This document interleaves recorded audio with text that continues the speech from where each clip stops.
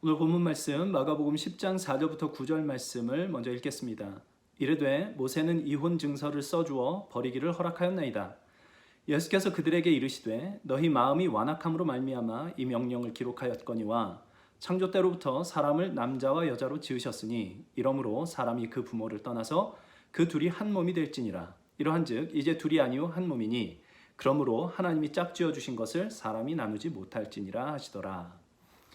요즘 이혼에 대해서 별로 심각하게 여기지 않는 그런 세상이 되었습니다. 세상은 그렇다 치고 우리 기독교인들은 이 문제에 대해서 어떻게 생각해야 할까? 오늘 본문 말씀이 이 문제에 대해서 생각할 수 있는 빛을 던져주는 것 같습니다. 본문에서 예수님은 두 가지를 말씀하십니다. 첫 번째는 모세의 율법에 여자에게 이혼 증서를 써주고 이혼할 수 있다라는 이야기를 하시고요. 두 번째, 그렇지만 하나님이 짝지어 주신 것을 사람이 나누지 못한다, 이렇게 말씀을 하십니다. 이렇게 표현할 수 있겠습니다. 원칙적으로 이혼은 불가하다. 그러나 특수한 경우는 있다입니다. 문제는 이것이죠. 어디까지가 원칙이고 어디까지가 특수한 경우인가? 이것이 참 애매할 때가 있습니다. 이것을 조금 넓은 맥락에서 생각을 해보고자 합니다. 예수께서 공생애를 시작하시면서 회개하라, 하나님의 나라가 가까이 왔다라고 선포하셨듯이, 또 복음서 전체 내용이 그렇게 증언하듯이 예수님은 이 땅 가운데에 하나님의 나라를 이루려 오신 분입니다. 그래서 이 이혼의 문제도 하나님 나라의 관점에서 보면 어떨까 싶습니다. 오늘 본문에서 예수님은 남자와 여자를 하나로 만드셨다라는 말씀을 하실 때 6절에 창조 때로부터 라고 말씀을 하심으로써 처음 하나님께서 창조하셨을 때 하나님께서 심히 보시기에 좋았더라 라고 말씀하셨던 그 세상에 관해서 지금 말씀을 하고 있습니다. 하나님께서 참 하나님이 되시고요, 모든 피조물들이, 인간을 비롯한 모든 피조물들이 질서 있게 하나님의 다스림 아래 있었던 온전한 세상, 어긋남이 하나도 없었던 샬롬의 나라에 관한 말씀을 하고 있습니다. 그리고 이것이 예수께서 가져오실 하나님의 나라입니다. 새 하늘과 새 땅, 새 창조의 나라입니다. 그 나라에는 남자와 여자가 하나 된 것을 나누는 일이 없다, 이렇게 말씀을 하시는 것이죠. 그래서 그 나라에는 이혼이란 있을 수 없습니다. 그러나 이것은 이혼하면 안 된다, 이혼하는 것은 죄다 라고 말씀하시는 것과는 다릅니다.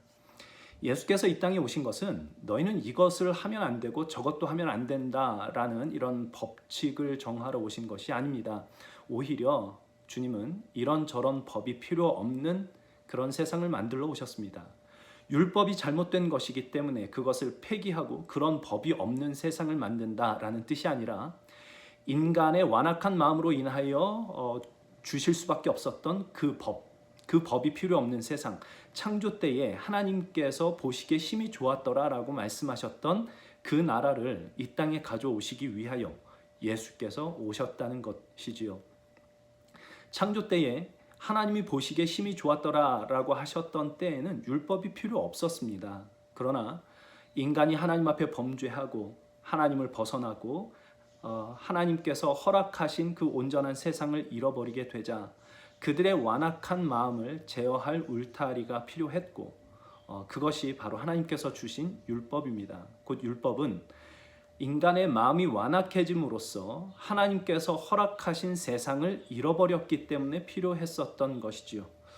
5절에 예수께서 이제 말씀하시기를 너희 마음의 완악함으로 말미암아 이 명령을 기록하였다라고 말씀하시는 이유입니다. 그러므로 그 완악한 마음이 고침을 받으면 율법은 더 이상 필요치 않게 됩니다. 율법이 더 이상 필요치 않은 나라, 그 나라가 바로 하나님의 나라입니다. 자기 멋대로 살아도 되기 때문에 율법이 더 이상 필요한 것이 아니라 율법이 없어도 기꺼이 하나님의 뜻을 따라 살아가는 하나님의 백성들의 나라, 마음의 완악함을 고침을 받은 하나님의 백성들의 나라가 바로 하나님의 나라이기에 율법이 필요치 않다는 것입니다. 그것이 바로 예수께서 가져오시는 하나님의 나라입니다. 우리의 완악한 마음을 고치심으로 가져오시는 하나님의 나라이지요. 더 이상 율법이 없어도 기꺼이 하나님의 다스리심을 받으며 살 때 우리는 하나님의 나라를 살게 됩니다. 그렇다면 지금 예수님은 절대 이혼하면 안 된다, 이혼은 죄다 라는 또 하나의 율법을 말씀하시는 것이 아닙니다. 이 세상에는 여전히 이혼이 최선인 일들이 일어납니다. 인간이 여전히 완악하기 때문입니다. 다만 예수님은 지금 하나님의 나라를 이 땅에 실현하고 계시며 그 나라에는 이혼이 없다라고 말씀을 하시는 것입니다.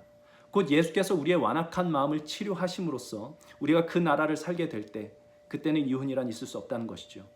성경에서 요구하는 모든 하나님의 명령은 하나님의 나라가 바로 그런 나라다라는 것을 가르치고 있는 것이라 생각이 됩니다. 원수도 사랑해라. 7번씩 70번이라도 용서해라. 악을 악으로 갚지 말고 선으로 갚으라. 우는 자와 함께 울고 웃는 자와 함께 웃으라. 이 모든 말씀은 그렇게 해야 구원을 얻는다라는 말씀이 아니라 예수께서 가져오시는 그 나라가 바로 그런 나라라는 것이지요. 원수도 사랑할 수 있는 나라, 끝없이 용서할 수 있는 나라, 선으로 악을 이기는 나라, 마음을 더불어 함께 나누는 나라, 바로 하나님의 나라입니다. 우리의 완악한 마음이 그리스도 예수 안에서 치료받는 만큼 그 나라가 우리의 삶에 실제적으로 다가옵니다. 그러면 당연히 이혼은 없어집니다. 하나님의 나라에는 이혼이 없습니다. 특수한 경우가 어떤 경우인가라는 것이 애매한 이유는 그것을 법칙으로 생각하기 때문일 것입니다. 그리스도인에게 가장 우선되는 것은 예수께로 마음을 돌이키고 그 완악한 마음을 고침받기로 하는 것입니다. 그러면 그것을 최선을 다하고 난 뒤에 특수한 경우가 무엇인가 하는 것을 우리는 알게 될 것입니다. 그러니 우리가 해야 할 것은 이혼하면 죄인이 이혼하지 말아야겠다 이것이 아니라 그리스도 예수께로 자꾸만 돌이키는 것입니다. 그분의 보혈로 우리의 완악한 마음을 치료받는 것입니다. 사랑과 용서와 용납과 이혼하지 않는 것, 이런 것들은 그 자연스러운 결과입니다. 매 순간 우리 주 예수 그리스도께로 돌이키기로 하고 그분의 보혈로 우리의 완악한 마음이 치유받게 되기를 바랍니다. 그 나라의 기쁨과 즐거움을 내 가족과 이웃과 함께 나눌 수 있게 될 것입니다.